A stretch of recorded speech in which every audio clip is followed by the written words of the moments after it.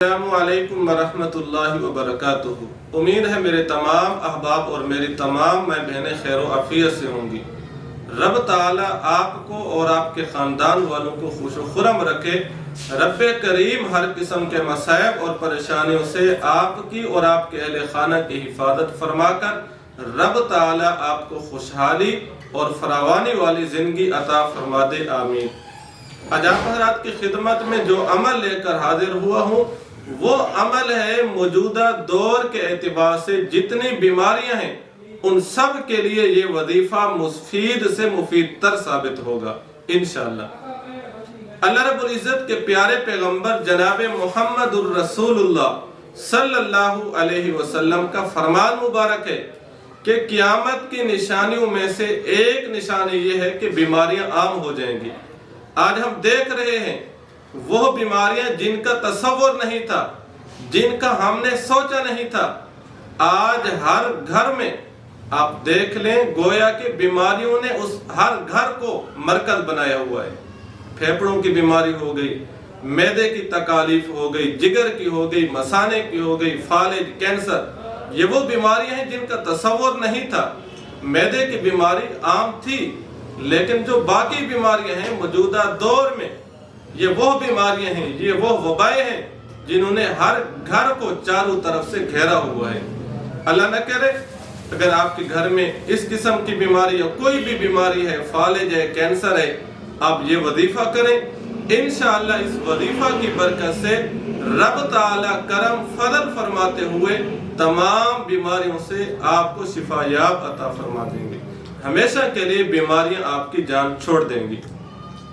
बाकी अल्लाह न करे अगर बीमारियां आप पर हमला आवर होती हैं।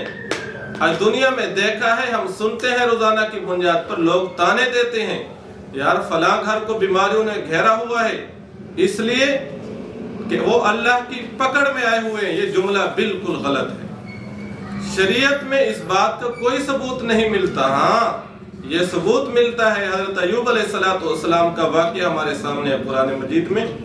अल्लाह रब्बुल इज्जत ने कितनी बीमारियां उन पर छोड़ी हुई थी। तो तकालीफ का आना अल्लाह के नेक बंदों पर तकालीफ आती है, इस चीज पर हमें ताना नहीं देना चाहिए। मुसीबत तकालीफ मांगनी नहीं चाहिए, अगर आ जाए तो डट जाना चाहिए, सब्र करना चाहिए, रब से दुआ करनी चाहिए और दूसरे मुसलमान का हक है कि वो उसे ताना ना दे। पैगंबर अलैहिस्सलाम की शरीयत ने हमें जो इयादत का हुक्म दिया है वो इयादत असल में तसल्ली है।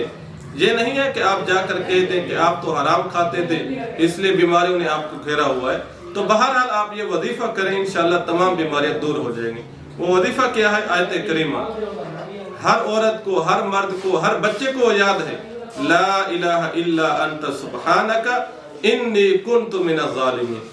आप कसरत से पढ़ते रहें। आप काम कर रहे हैं, आप बैठे हुए हैं, आप किसी और तालीम में मशगूल हैं, किसी भी काम में मसरूफ हैं, बैठना जरूरी नहीं है। जो भी आप काम कर रहे हैं काम भी करते रहें, साथ साथ अल्लाह रब्बुल इज्जत का ये विर्द आयत करीमा भी पढ़ते रहें और कोशिश करें कि पांचों नमाजों के बाद अगर 7 मरतबा हर नमाज के बाद आप पढ़ लें और फिर आपके साथ पानी पड़ा हुआ उस पानी पर फूंक मार दें और बीमार शुदा बंदे को पिला दें तो इंशाअल्लाह बहुत जल्द वो सेहत याब शिफा याब हो जाएगा। दुआ फरमाए अल्लाह रब्बुल इज्जत पूरी उम्मत मुस्लिमा की हर किस्म की परेशानियों से, मसाइब से, तकालीफ से हिफाजत फरमाए, आमीन।